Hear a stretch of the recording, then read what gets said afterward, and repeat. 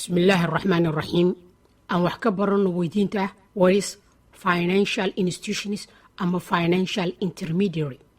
وهي أذها مالية كواس أو كشقية دحدحادينتا أما إسكو كينيدا دادك ganacsiada أما هي أذها هايستا لعagta dheeriga loona yaqaano surplus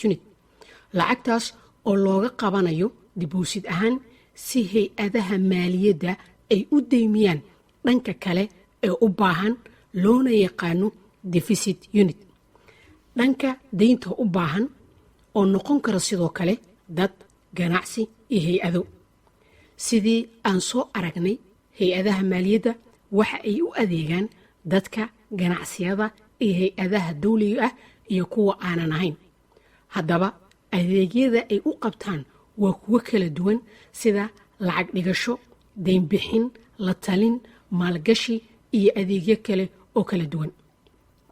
hay-adaha maaliyadda si guud waxaa loo kala qaybiyaa laba nuuc oo kala ah deposit taking institutions iyo non deposit taking institutions haddaba su-aasha soo ifbaxaysa ayaa ah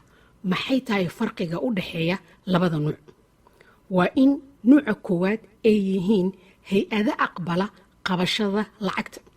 waxaana laga xusi karaa bangiyada halka qaybta labaad aanay aqbalin qabashada depositka oo ay ugu horeeyaan kuwa caymiska loona yaqaan insurance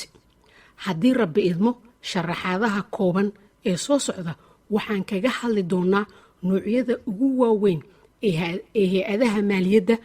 ee sagaalka ah oo hadda aad aragtaan ayaan si faahfaahsan haddii rabbi idmo kaga hadli doonaa maadsanidiin waa inoo mar kale haddii rabbi idmo